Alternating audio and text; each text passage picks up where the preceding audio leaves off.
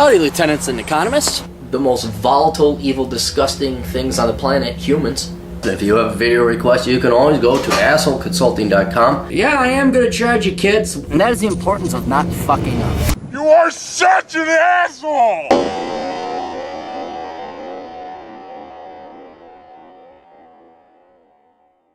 This is the third time I've tried to film this fucking thing. Oh, seriously, I can't deal with people. Being self-employed, you forget what people are like. Anyway, enough about my problems. We got video requests, and if you have a video request, you can always go to Asshole Consulting. And it doesn't have to be a video; it could just be a private email. Everyone thinks it has to be a video. It doesn't. We'll keep you private. Aaron and I have been thinking about the 2016 presidential election and how fruitless the fight seems to be against leftist economic policy. So in the spirit of enjoying the decline, I began to think about the candidates in a different way who will give us the most social liberties while driving our economy off of a cliff once and for all, so we can rise from the ashes anew and perhaps even bring back a post-World War II style economic policy. Is this the wrong way to think about it, or would it actually be viable to vote in someone who will burst all the current bubbles and take the current way of doing business but still keep most of our personal liberties? I like this in a video as to garner discussion, but would like a quote first. Thanks. And then I misunderstood him. I thought he wanted me to like analyze all the candidates that would do this. He's like, no, just like, is it possible? So let me read the second part of his email. Just to be clear, I'm not asking for a candidate who will responsibly cut off funding and destroy the economy. I'm talking about a situation where we get a candidate who legitimately thinks spending and borrowing money is the only way to improve the economy, such that we truly crash and burn. A responsible approach to restoring the economy is just going to result in attacks from the left, which will eventually derail any progress done by the right. Then the left's reputation will be so tarnished that the real Americans will wake up and vote in responsible leadership. So basically, and this idea has been around for a while, and that is where it's like, you get so sick and tired of fighting with the left.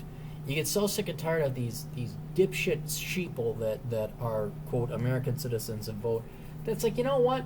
Let's just give it to them. Just give it to them. Let them run with it. And then let's go through this crushing recession. They'll learn, and then we say, okay, we did it their way. Do you want to try it our way? And there's two problems with it. One, people are stupid. As I get older, I learned I'm becoming such a super misanthrope. People are never, ever underestimate the stupidity of people. Never.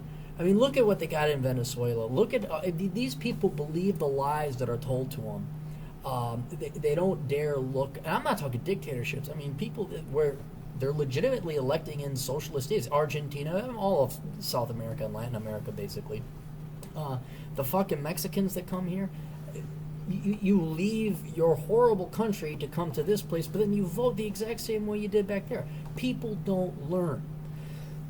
So what I'm afraid is we'd just be in a perma leftist socialist thing. Now, I would love to see it because it would just hurt everybody that deserves it. The thing about being a conservative or libertarian or just being a realist and empiricist is that you're always going to do better than people who are delusional. And I'm I got mine. I'm a minimalist. I could survive in pretty much any environment. So I would, I'd be entertained. I'd like, single moms all the way. Yeah, you go have all the kids. Yes, please go and ruin your life in the process. Have miserable lives. So that's one thing, one problem with it. The other problem is traditionally we think the Democrats, the left, the liberals, the socialists, the leftists, they're like, they are liberal and leftist on fiscal policy, but very libertarian or libertine or freedom when it comes to social policy, if they're for gay marriage, for this. Well, the problem is the left is only for certain social freedoms that they approve of. Guns, they're gonna take that away. Even had to write, cars, carbon, all this global warming shit. Lord knows what's going to happen. Already sexual freedoms are restricted where you have to get permission in California to have sex now. It has to be verbal consent and all this, yes means yes. I mean, this not Darwinian, these Orwellian bullshit where they're getting into your bedroom. And then what else? freedom of association. Like, I choose not to do business with so and so, or I choose to have an all guys club. They're no less. They're no more pro social freedoms than your religious nut jobs. They just disapprove of different freedoms. Now, of course, so what you're asking for is there like a really cool liberal, a really cool leftist that just wants to spread wealth around, is for wealth redistribution. And I've ran into a couple of them, and they're very honest, and they're just like, no, I think we have an obligation to poor people to help them out. But otherwise, no, you don't have, go have sex. I'm not gonna come into your bedroom. I'm not gonna make you sign a consent form and ask for stages. Can I hold your tit? And all this other crap. But they're few. There really are that few. So is there a candidate? I went and I looked at there's not that many, certainly not as many Democrat candidates as Republican, but they're professional politicians, and I don't think any of them consciously or purposely are going to go and impinge or impugn upon your social freedoms. They will because their electorate tells them to, because the Sierra Club wants you not to drive that fancy car, because the feminists will tell you that, looking at you funny is rape. They might respond to their base, their constituents, but I don't think they, Barry Sanders, as much as I hate him, as much as I disagree with him, I don't think Barry Sanders, on his own, incentivized by his constituents, I don't think he's like going to set out, let's go and get rid of the cars, and let's throw all young boys in jail who are in college and all this other stuff. But it could go that way. So, who would drive it? It then becomes who would drive us off the cliff, the fiscal cliff, fastest, and that is definitely Bernie Sanders. It is definitely Bernie Sanders. Clinton, Hillary is just I have more respect for Bernie Sanders than I do Hillary Clinton, because Bernie Sanders tells you he's a socialist. Hillary Clinton will tell you whatever she thinks that's going to give you her vote or your vote. She's just slime. She's a vile politician. Bernie Sanders, lifelong career politician certainly, but he's ran as a socialist. He's been honest. He's talked about his colors truthfully.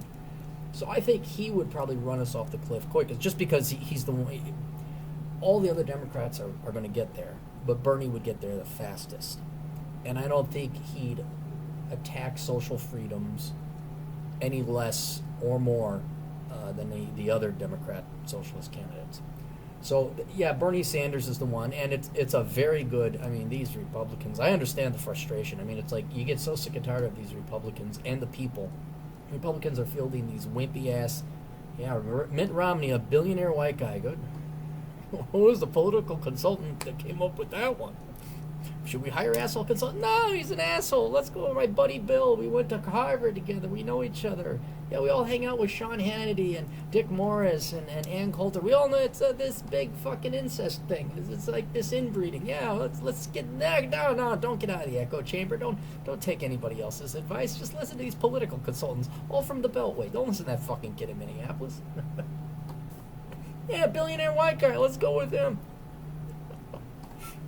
So. The Republicans, I understand your frustration. Either Carson or Trump should fucking get it. Then you might see some serious Republican. That might indicate they grew a pair. But then even if we get a good Republican candidate, you still got to deal with the people. And I think it's a great idea. These idiot conservative. Libertarian, I'm protesting the vote, it's all the same, man. Voting's a scam, it's a racket. Well, okay, how about you vote for the left then? How about let's just accelerate this motherfucker off the road? Let's see it in our lifetimes, the U.S. collapse. I would love it. I would love to see it. It'd be so entertaining, because I'm so macabre and indifferent now about I ain't got no kids. I can punt, essentially, and then just watch the fiddle as Rome burns.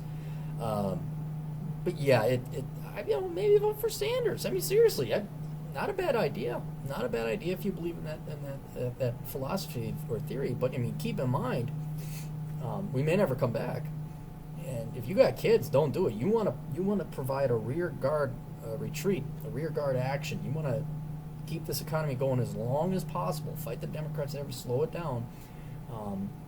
Because if you got kids, they're going to suffer. And the recovery, I don't have any faith in the American people. They are so fucking brainwashed, so fucking stupid, so fucking spoiled and entitled.